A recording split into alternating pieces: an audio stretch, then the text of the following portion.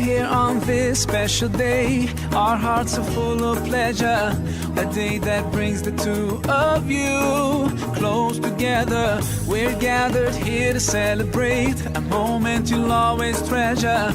We ask Allah to make your love last forever. Let's raise our hands and make dua like the Prophet taught us. And with one voice, let's all say, say, say, Barakallahu lakuma wa baraka alaykuma wa jama'a baynakuma fi khair. Barakallahu lakuma wa baraka alaykuma wa jama'a baynakuma fi khair.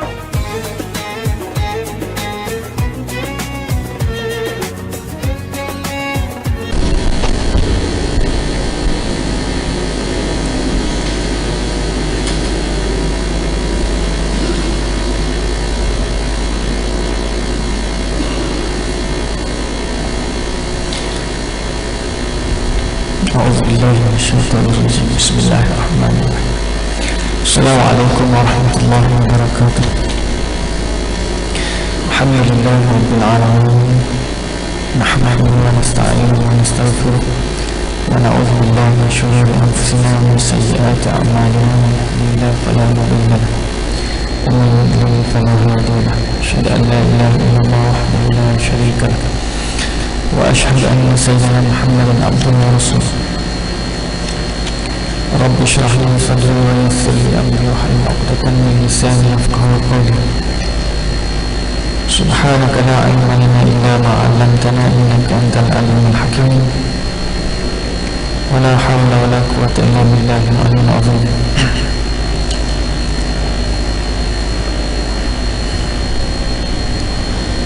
Alhamdulillah, sama-sama kita memanjatkan syukuran kepada Allah Subhanahu Wa Taala kerana dapat lagi bersama-sama dalam kita bincangkan berkenaan dengan ataupun sifat solat Nabi Sallallahu Alaihi Wasallam. Apa yang penting adalah insya-Allah kita akan bincangkan iaitu bab yang terakhir, iaitu bab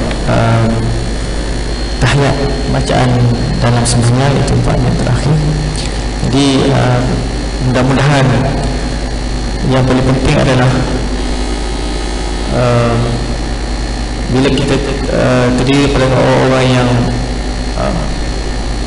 menunaikan sembahyang ataupun melaksanakan ibadah salat kepada Allah Subhanahu Wa Taala, yang paling penting adalah akhlak kita adalah mestilah akhlak orang yang sembahyang.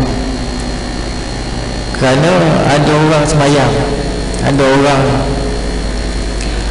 sembahyang alhamdulillah, rajin dia sembahyang, dan ada orang rajin dia pergi ke masjid dan sebagainya, tetapi akhlak dia tidak melambangkan ataupun tidak menggambarkan akhlak seorang yang bersembahyang. Itu adalah perkara yang mana kita kena muhasabah. Barangkali ada sesuatu yang tidak kena dengan ibadah kita tersebut, dan barangkali ada sesuatu yang mana Allah SWT masih lagi menangguhkan hidayah kepada kita, menyebabkan walau bagaimanapun masih lagi berada dalam kalangan ataupun berada dalam keadaan yang berakhlak, bukan berakhlak orang yang sembahyang. Pengalaman saya, wallahu a'lam, barangkali secara kebetulan ataupun itu pertama kali yang dia buat, wallahu a'lam. Memang seorang hamba Allah yang rajin pergi sembahyang, rajin sembahyang di masjid, alhamdulillah. Tetapi satu hari dia pergi satu kedai, dan kebetulan saya ada kat kedai itu, tak nak sebutlah kedai mana. Dan bila masa dia nak bayar tu, dan waktu tu lebih kurang pukul 9.30 macam tu, maknanya baru balik daripada solat Isyak. Dan saya beranggapan bahawa dia baru balik daripada masjid lah, dalam keadaan dia pakai baju Melayu, dalam keadaan dia pakai kopiah dan sebagainya. Tapi bila nak bayar tu saya tak adalah perhati kat dia, sebab kita tengah makan kan. Tapi satu perbualan yang menarik perhatian yang buat saya curi-curi dengar, macam tu kita dengar lagi tak. Bila dia bayar, ya saya pasti dia tiba-tiba dia marah dekat yang jaga apa kita panggil, cashier kan, ada marah. Bila dia marah, saya tu ambil perhatian lah. Sebetulnya saya tak tahu lah dia apa benda dia cakap. Yang saya ingat dia marah, dia kata kalau bodoh tak tahu mengira, jangan jaga cashier, macam tu. Ni baru balik semayang ni. Baru balik semayang. Saya tak tahu apa perbualan yang sebelum tu, jadi saya mengambil kesimpulan sendiri lah. Saya rasa mungkin dia bayar, dan orang yang bayar tu bagi balance balik tak cukup. Saya rasa begitulah. Jadi dia menyebabkan dia marah. Dia kata kalau bodoh tak reti mengira, jangan jaga kat sini. Jadi itu bukan akhlak orang yang sembahyang. Sebab apa? Kalau orang tu tersalah, ataupun orang tu tak reti mengira sekalipun, bukan itu cara dia kan. Bukan itu cara dia lah. Tak kena lah. Asalnya orang tu salah, kita marah orang, habis keturunan dia kita cakap kat dia, satu benda yang tidak melambangkan akhlak yang baik. Kopiah kat atas kepala ke? Itu cerita dia, kopiah kat atas kepala. Maknanya kena pastikan bahawa perkara tersebut kita elakkan. Sebab apa, mungkin orang tu tersalah, dan kalau betul pun dia tak reti mengira, bukan itu cara dia, kita nak cakap lah. Banyak cara lain lah, kita boleh kata tak sepatutnya kita kata begitu. Tetapi yang saya pastikan yang jaga kat kaunter tu dia tak ada sebab apa-apa lah. Mungkin dia bagilah duit yang secukupnya, betul. Jadi saya fikir macam mana kan, saya fikir saya tak tahulah ataupun ada benda lain yang berlaku sebelum tu, tapi pada pandangan saya itulah yang berlakunya. Tak cukup bagi balance, marah orang tu gitu. Baru balik semayang, kalau baru balik supermarket tu mungkin panah ke apa semua kan. Sebagainya, baru balik masjid tiba-tiba buat benda-benda macam tu. Jadi amat tidak patutlah. Itu sebagai mukadimah malam ni. InsyaAllah malam ni kita akan sambung berkenaan dengan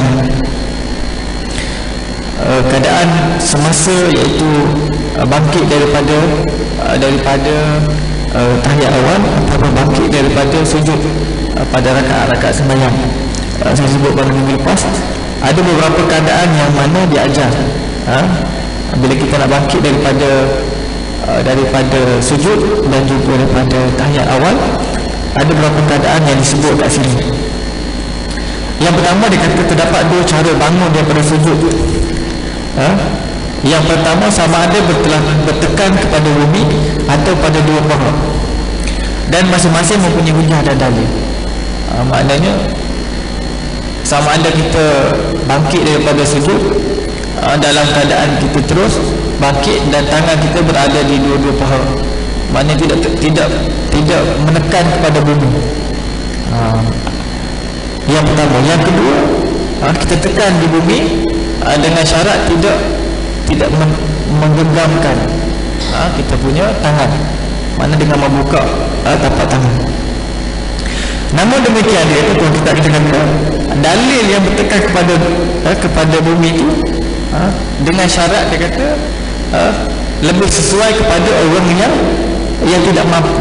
Maknanya dia tak mampu nak bangkit terus daripada sujud, dia nak bangkit terus tanpa tekan, tanpa apa kita dah sebut, tekan kepada bumi, apa bantuan dengan menggunakan bantuan tangan tapak tangan, tanpa kita buat begitu, mana kita tak mampu nak bangun, nak bangkit daripada sujud terus kepada qiyam, maka kita dibolehkan begitu. Yang pertama dia kata orang yang sakit tidak mampulah. Yang kedua orang yang tidak mampu, dan yang ketiga orang yang dah tua. Begitu. Jadi kalau kita rasa kita dah tua, maknanya kita buat begitu. Kalau kita rasa kita ni muda lagi, kita tak payahlah tekan. Tuan-tuan, kita boleh nilai lah mana yang kita nak ambil, yang kita nak buat. Sebab kalau kita nak paksa bahaya juga, nanti tergolek ke belakang. Sebab benda tu satu kebiasaan, yang kedua kemampuan. Kemampuan pinggang dan lutut mesti kuat. Kalau tak kuat, menyebabkan nanti ada benda perkara yang tidak baik, yang tidak elok belakang. Tapi dia kata sekiranya kita mampu untuk tidak bertekan, maka itu lebih baik. Kita tak payah tekan, kita terus bangkit dengan keadaan tangan kita berada di atas paha. Tuan-tuan nampak? Maknanya tak payah tekan dulu. Tapi dia kata hasil perkabungan di antara dua-dua tersebut dapatlah disimpulkan bahawa sekiranya dia kata dengan cara bertekan ke bumi itu lebih memudahkan ataupun belum menjadikan tertib sembahyang itu lebih baik, maka itu kita boleh buat begitu. Maknanya kalau kita tak tekan, menyebabkan macam nak tumbang, terhuyung hayang dan sebagainya, kerana nak jaga tak nak tekan ni, nak tunjuk aku ni muda lagi kononnya lah, ataupun sebaliknya, tapi terhuyung hayang, macam nak ke belakang, nak ke tepi dan sebagainya, dia kata itu satu tindakan yang tidak baik. Dan cara itu, dengan cara kita tekan itu lebih memudahkan, mudah daripada kita nak naik tanpa tekan. Dengan cara itu kita bertekan, maka itu cara yang lebih mudah, dan menjadi lebih tertib sembahyang. Nampak tertib daripada kita tak nak tekan sampai berhenti kan, berhenti nak tahan juga ni. Maka itu dah cara yang tidak baik lah, dia kata. Maknanya kita ambil lah cara yang terbaik. Tetapi kalau kita mampu, tiba-tiba kita saja je, itu satu tindakan yang tidak baik juga. Kita boleh buat dengan baik tanpa ada gangguan apa-apa, tiba-tiba kita nak tekan dan sebagainya, dia kata pun itu satu tindakan yang tidak baik juga.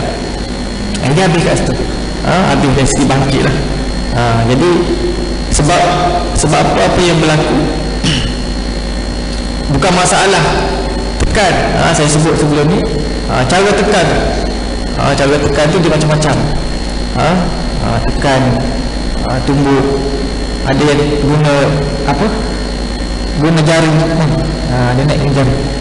Yang sepatutnya adalah kita dengan tapak tangan, tolak dengan tapak tangan, tekan dengan tapak tangan, itu yang terbaik. Kalau kita nak tekan, maknanya kita tahu cara bagaimana nak tekan, itu adalah yang terbaik. Seterusnya berkenaan dengan duduk tahiyat akhir. Ini yang terakhir, bab yang terakhir. Fuqaha berbeza pendapat tentang cara duduk. Hendaklah duduk iftirashi pada tasyahud awal, sama ada dengan cara duduk antara dua sujud, iaitu duduk di atas perut kaki kiri yang dibaringkan sambil menegakkan kaki kanan. Tahiyat awal macam kita sebut sebelum ni, duduk di atas perut kaki, dan disilakan ke tengah, dan yang belakang tu ditegakkan.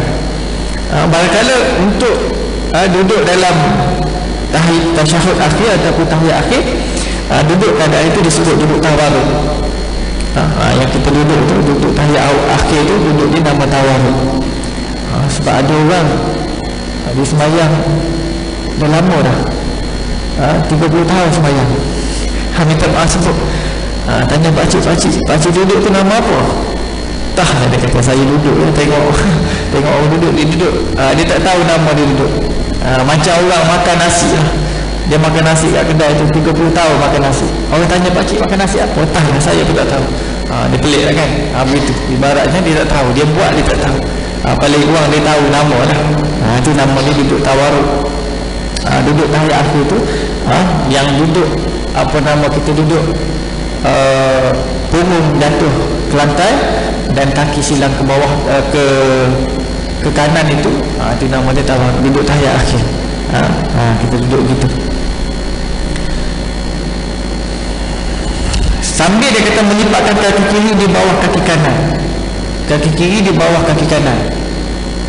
Maknanya kaki kanan di atas, kaki kanan di atas kaki kiri, yang disilarkan. Yang kita buatlah. Yang ni tak ada berlaku yang lain lah. Tak ada berlaku yang lain.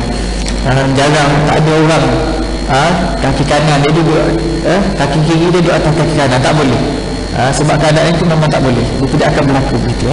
Dia mesti macam mana pun, sama ada kaki kanan dia berada atas kaki kiri ataupun kaki kiri dia tak keluar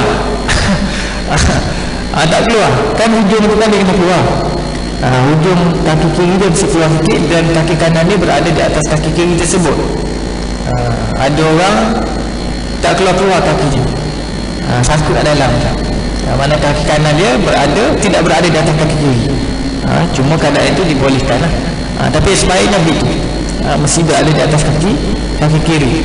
Maknanya hujung tapak kaki kiri itu mesti keluar di sebelah kanan dan kaki dia mesti berada di atas tapak kaki kiri. Ada tak orang yang tak keluar kaki dia? Ada. Duduk kat dalam,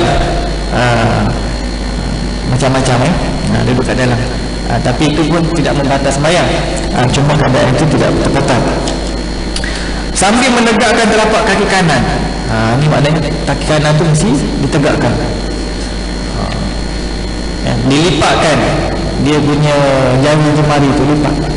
Dan kalau boleh ditegakkan. Susah juga tu. Kalau tak biasa susah. Tapi kalau orang dah biasa, kita tengok biasa je kan, bila kan. Tapi kalau kita tak biasa, kita buat susah juga. Sebab itu kena biasalah, kita biasakan. Ada orang boleh tegak betul-betul. Dia boleh tegak betul-betul. Ada orang tak boleh tegak betul-betul, dia hanya lipatkan bahagian hujung saja. Begitu. Tapi yang terbaik adalah ditegakkan. Ditegakkan. Apa dalil dia?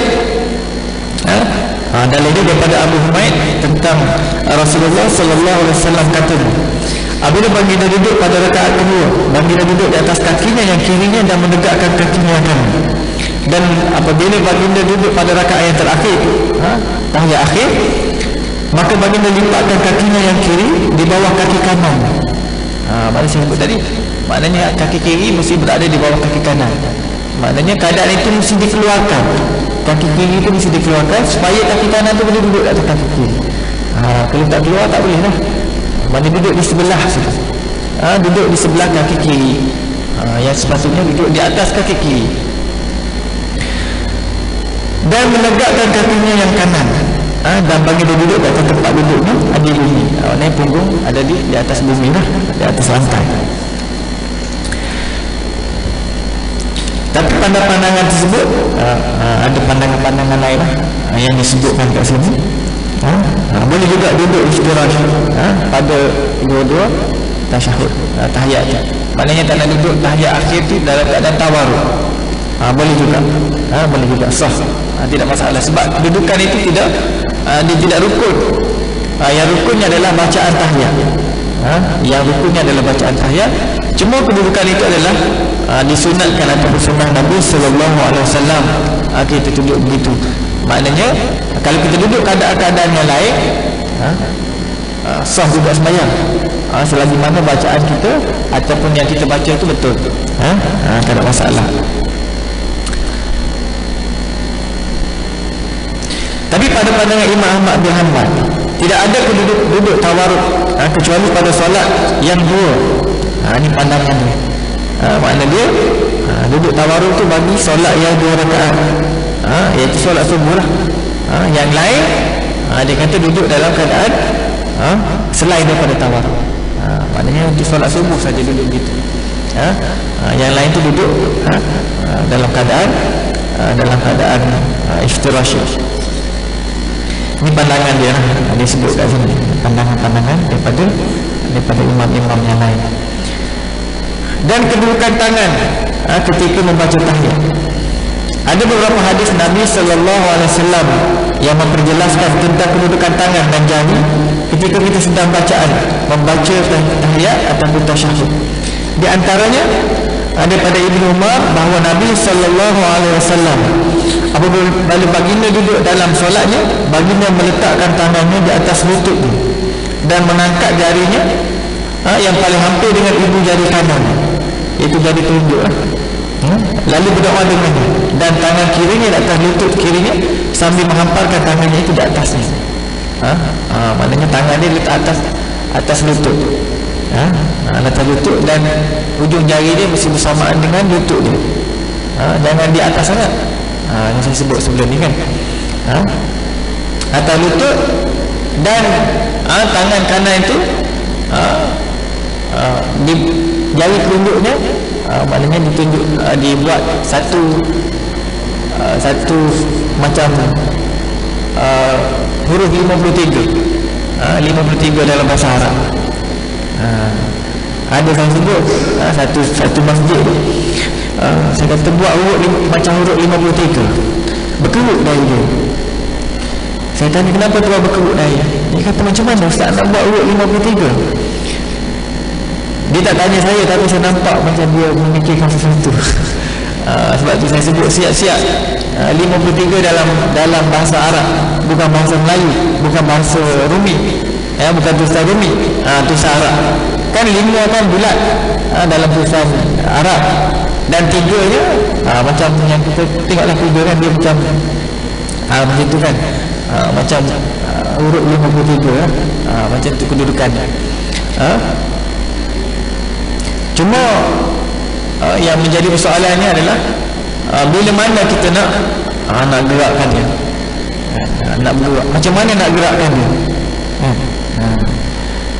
Ada orang tak bergerak, ada orang gerak sampai tak habis-habis bergerak kan, macam-macam tergerak dia. Ayat lagi kita tengok macam mana dia sebut. Daripada Ibnu Umar bahawa Rasulullah SAW jika baginda duduk tasyahud, lalu baginda meletakkan tangan kirinya di atas lutut yang kiri dan meletak tangan kanannya di atas lutut yang kanan. Baginda menggenggamkan jari jemarinya untuk sebentuk 53 dan mengisyaratkan dengan jari telunjuk. Itu keadaan. Maknanya jari telunjuk tu yang kita buat lah untuk kita bila lafaz tasyahud kita mengangkatnya. Dia akan sebut ya macam mana keadaan bila nak angkat. Mana tangan kanan atas tangan kanan, atas paha kanan itu pun tak berlaku. Tak ada orang letak tangan kanan di atas paha kiri dia. Kalau silang macam tu, itu kena panggil dia, kena sunatkan sekali lagi. Betul tak? Tak ada yang berlaku sebab apa? Biasa, itu normal. Cuma yang berlakunya adalah ada orang dia bergerak, dia bergerak bila dia tahiyat tu dia akan bergerak. Bila kita tanya dia, tuan mazhab mana, dia kata mazhab Syafi'i. Syafi'i mana kita tak tahu, mungkin Syafi'i lain lah. Sebab dalam mazhab Syafi'i keadaan dia diangkat bila menyebut kalimah syahadah itu dan tidak digerakkan, itu Syafi'i. Yang lain-lain adalah keadaan dia. Sebab itu kita kena tahu. Kadang-kadang kita tengok orang sebelah bergerak, cantik pula bergerak kan, aku pun nak bergerak juga. Kita tak tahu dia entah daripada negara mana, kita tak tahu. Dia ada pegangan dia. Kita tengok gerak macam seronok bergerak, kita ikut orang bergerak. Kita tanya dia, tuan kenapa tuan bergerak? Saya tengok orang bergerak. Tuan mazhab mana? Saya mazhab Syafi'i contohlah. Maknanya tak habis dah belajarnya, kena habis. Tidak digerakkan, dan dia tidak dijatuhkan sehinggalah salam, sehinggalah memberi salam. Angkat dan tidak digerakkan. Kalau angkat bergerak dan yang lain-lain keadaan itu ada, sebenarnya ada. Tidak lagi dia akan sebut bagaimana.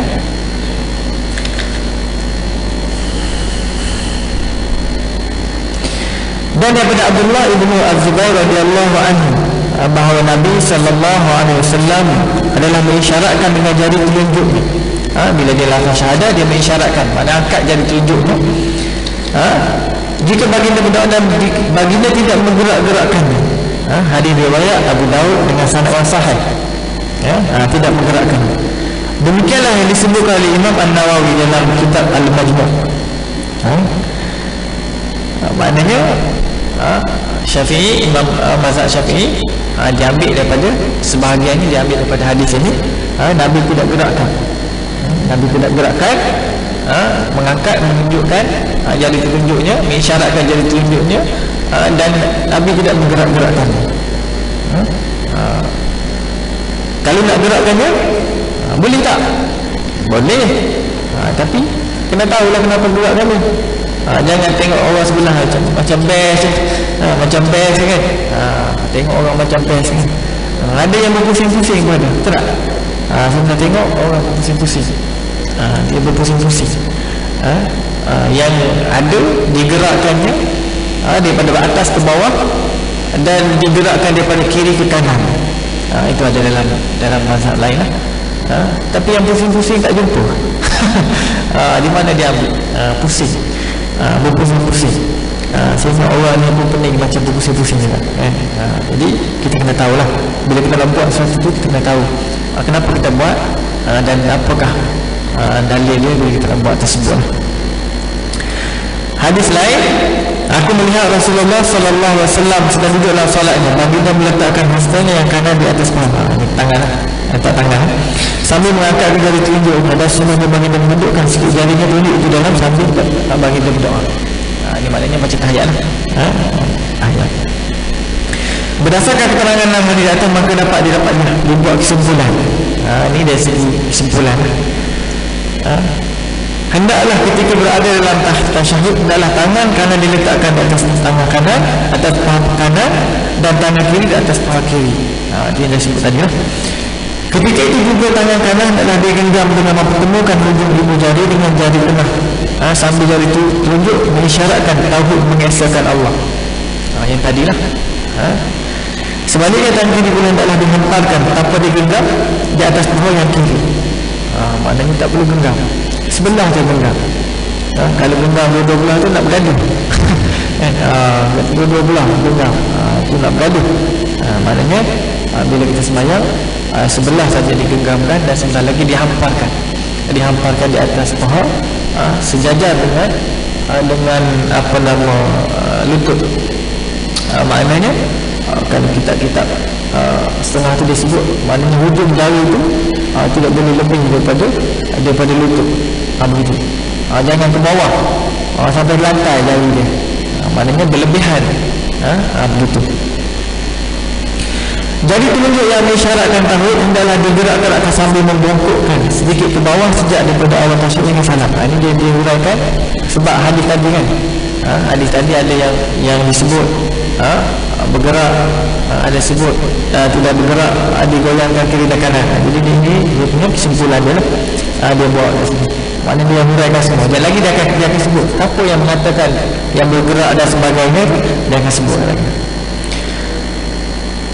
Menurut Imam Al-Baihaqi, ada juga kemungkinan bahawa dimaksudkan dengan menggerak-gerakkan jari telunjuk itu adalah mengisyaratkan atau menunjukkan saja tanpa menggoyang-goyangkan. Tak ada pusing. Tidak dipusing-pusingkan. Hanya isyarat saja. Maknanya daripada duduk bawah dan gerakkan ke atas. Maknanya tidak perlu digerak-gerakkan. Itu yang kedua. Yang dimaksudkan dengan bentuk tangan seperti angka 53 adalah genggam semua jari dengan jari kanan mempertemukan hujung jari dengan hujung jari, sambil menggerakkan ataupun mengisyaratkan tauhid dengan jari telunjuk. Tadilah saya sebut dengan angka 53. Sebab apa? Sebab ada orang dia tidak genggam. Ada orang dia hampalkan macam tu saja, dia naik kan. Dia macam tu, tapi naik, dia isyaratkan dengan jari telunjuk tapi tidak digenggamkan. Yang sunnah adalah digenggamkan sehingga membentuk ibarat membentuk angka 53. Cara menggerakkan jari telunjuk ketika tasyahud, ketika berada dalam tahiyat tasyahud, mereka berbeza pendapat. Ini saya sebut tadi. Pendapat-pendapat yang berbeza berdasarkan kepada pengambilan hadis. Sebab bila kita buat, ada orang dia buat sebab dia tengok orang buat, ada orang buat dia kata macam best dia buat. Yang kedua, dia tengok ramai yang buat begitu, dia pun takut, aku betul ke tak, kan? Dia pergi semayang, kiri dia buat macam tu, kanan dia buat macam tu, dia seorang buat balik. Dia pun rasa aku betul ke orang tu betul, kan? Jadi bila kita berada dalam keadaan itu, kita kena rujuk kepada buku lah, kitab lah. Jangan kita rasa kadang-kadang apa yang kita buat tu betul. Tak semestinya semua orang buat tu betul. Bila kita pergi semayang, kita tengok orang semua buat lain daripada kita pun terbelik, aku betul ke orang betul? Kita pun aku salah ni, sebab ramai yang buat lain ni daripada aku. Padahal dia dah betul lah. Yang lain tu, yang ramai tu buat tak betul, ataupun sebaliknya lah. Jadi bila kita ada masalah, maka kita rujuklah kepada kitab, kepada buku dan sebagainya. Kita boleh baca, dan bila kita tak faham, kita boleh tanyalah, rujuk kepada orang-orang yang arif. Jangan ada juga orang dia baca, dia tak faham, dia buat faham. Itu bahaya juga. Dia buat faham, dia baca, ini apa benda dia pun buat faham sendiri, macam ni kot. Jadi bahaya, sebab takut nanti kepahaman dia tak sama apa yang nak disampaikan. Ada benda kadang-kadang kita baca kita boleh faham, tapi kadang-kadang benda-benda yang berkaitan dengan hukum ni, kadang-kadang ada benda yang kita tak faham. Kita terpaksa belajar, dan kita terpaksa rujuk pada orang yang lebih arif. Tak sama macam kita baca surat khabar, tak sama. Kita baca surat khabar, berita tentang sekian-sekian, tak ada masalah. Kalau benda tu tak kita faham kot lain kan, tak ada apalah. Cuma jangan kita sebarkan lah. Tapi kadang-kadang masalah juga. Dapat satu mesej kan, satu mesej, kita pun cepat, belum faham lagi mesej tu, kita pun cerita ke orang, kita sebar ke orang. Sedangkan benda tu tak betul pun. Bukan macam tu yang dimaksudkan. Orang yang kedua pula dapat yang tu, dia faham lain pula, dia pun hantar ke orang lain pula. Maka bertambah-tambah benda yang tak betul. Tapi tak apalah, sebab benda tu dia tidak bersangkut paut dengan ibadah kita, dia tidak bersangkut paut dengan amalan kita. Cuma berita tu tidak baiklah kalau benda tu tak betul kita sebarkan. Tak baik. Macam-macam hari ni dapat berita tu, bukan dapat berita, dapat gambar je. Dapat gambar je, tu sedangkan kita tak tahu. Kita kena fatabayan, kena pastikan bahawa benda tu betul, baru kita boleh cerita ke orang, ataupun kita nak sebarkan kepada orang lah. Jangan kita dapat je, kita tak tahu mana hujung pangkal dia, mana datang dia, kita pun terus cerita dekat orang. Kalau lah benda tu tak betul, kalau orang tu cerita pula, kalau kita cerita kat orang tu cerita pula, kat mana kita nak stop benda tu? Bila dah berperingkat-peringkat, kita nak stop benda tu susah. Kalau benda tu tak betul, kalau benda tu betul tak apalah. Ini beberapa pandangan berkenaan dengan pergerakan jari tadi. Menurut pandangan Imam Asy-Syafi'i, yang saya sebut tadi lah, Syafi'i, cukup mengisyaratkan dan menunjukkan dengan jari telunjuk sekali, iaitu ketika menyebutkan kalimah la illallah, perkataan illallah, daripada dua kalimah syahadat tersebut, maka diangkat dan tidak diturunkan sehingga lebih sana.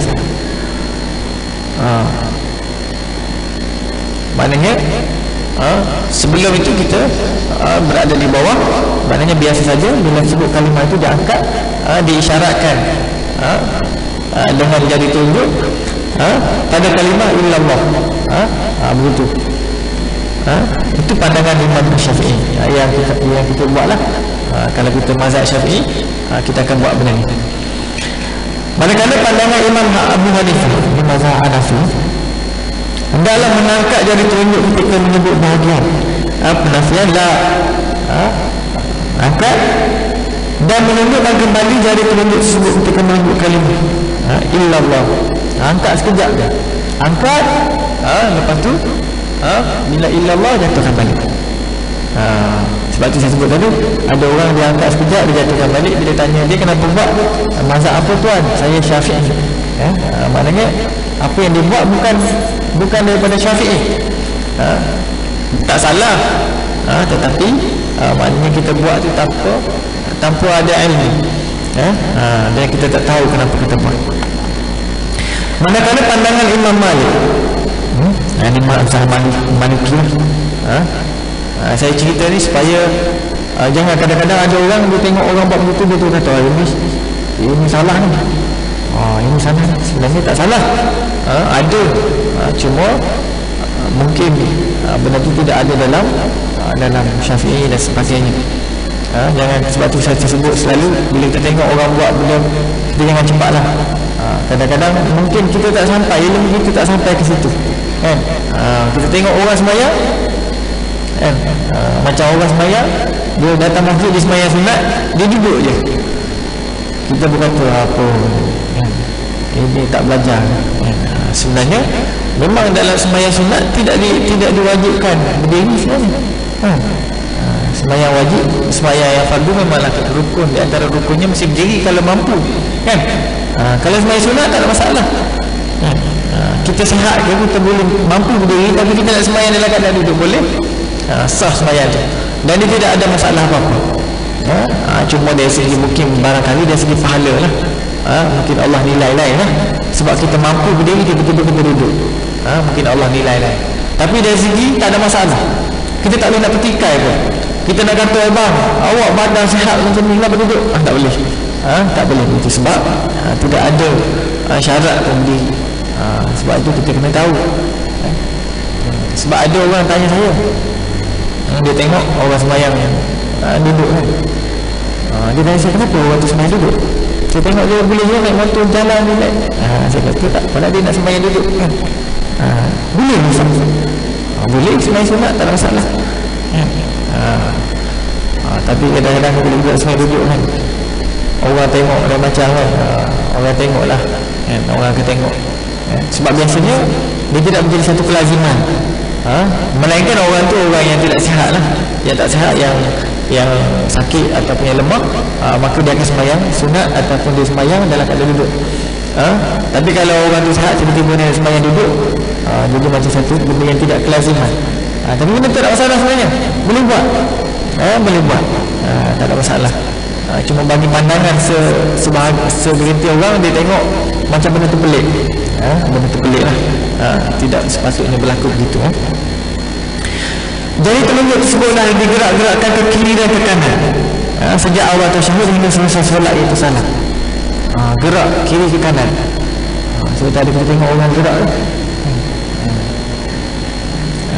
dia gerak kiri ke kanan, macam mana nak gerak? Kiri ke kanan lah, kiri ke kanan. Sebab kita tak pernah buat, kan? Tapi cara dia begitu, gerak kiri ke kanan daripada awal sehinggalah salam habis. Bergerak, bergerak. Biasanya kalau kita sembahyang di kalangan orang-orang yang luar negara, saya biasa sembahyang, kalau kita sembahyang dekat di masjid-masjid yang ada orang-orang yang bukan Malaysia ataupun yang lain-lain, biasanya ada keadaan tu, keadaan tu sebab dia berpegang kepada pandangan daripada imam dia, dia buat gitu. Jadi kita jangan pelik lah, kita tengok kenapa pula dia ni, kan? Sebab tu kita kena tahu, belajar. Dan yang terakhirnya pandangan Imam Ahmad bin Hanbal. Jadi tunjuk digerakkan dalam tasyahud, iaitu ketika menyebut nama Allah sahaja, itu isyarat tauhid, mengangkat jari tunjuk tanpa digoyangkan atau digerakkan ke kiri dan kanan atau ke atas ke bawah. Dia lebih kurang, dia tidak ada yang pusing-pusing, tak ada. Dia gerak saja, yang pusing tak ada. Tetapi kadang-kadang ada orang pusing. Bila kita tanya dia masalahnya, tuan mazhab mana? Saya mazhab Syafi'i. Mazhab ini tak ada pusing, dan lain-lain pun tak ada, tapi dia pusing, pusing-pusing. Tuan-tuan pernah tengok? Saya pernah tengok lah, ada orang buat begitu. Dia tidak membatalkan sembahyang, dia tidak membatalkan sembahyang, cuma sama ada perbuatan itu boleh membawa kepada makruh, makruh lah.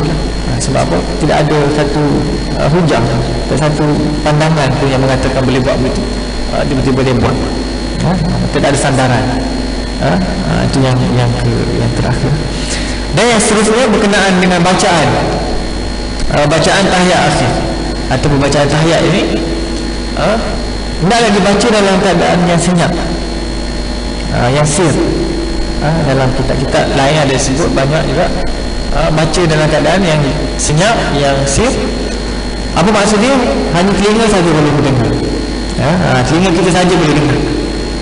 Kalau kita baca telinga orang lain boleh dengar, apa hukum dia? Yang pertama, hukum dia makruh. Yang kedua, hukum dia haram sekiranya ganggu orang sebelah.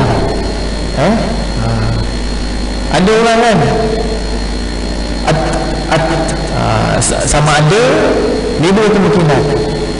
Sama ada memang dia dah macam tu, dia panggil apa?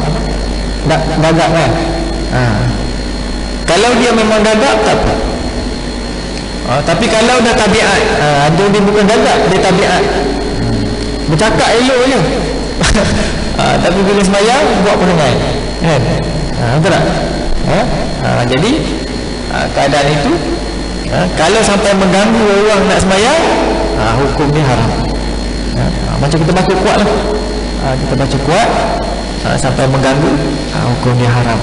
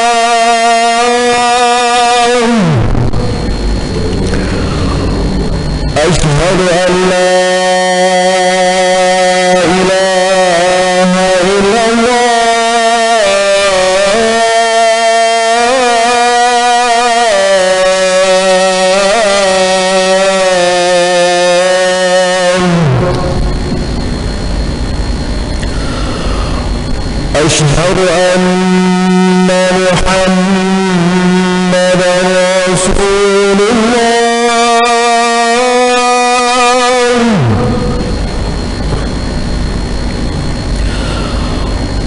أشهد أن محمدا رسول الله.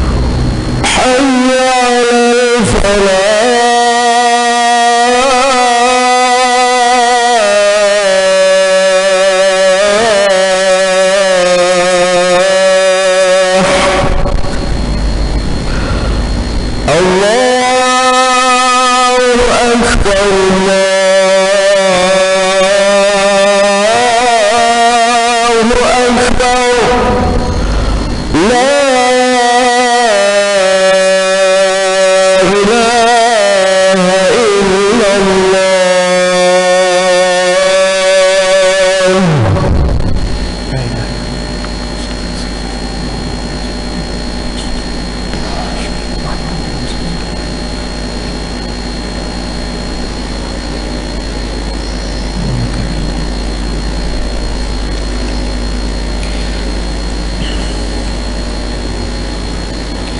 Kita sambung sekali lagi insyaAllah. Jadi dari segi lafaz ataupun dari segi bacaan tahiyat kita, yang kita ambil ataupun yang disebut, yang kita belajar, yang kita amalkan dalam fiqh, iaitu dalam mazhab Syafi'i, diambil daripada pandangan ataupun daripada pandangan Ibnu Abbas. Sebab kalimah ataupun bacaan tahiyat ni dia ada macam-macam. Dan yang kita baca tu adalah disebut ataupun diambil daripada pandangan Ibn Abbas dan diriwayatkan oleh Imam Muslim. Jadi Imam Syafi'i diambil bacaan tersebut. Sebab tu kalau kita dengar ada orang baca lain-lain, yang lain kita jangan cepat melatah. Sebab ada lagi bacaan-bacaan yang cara lain yang boleh dibaca.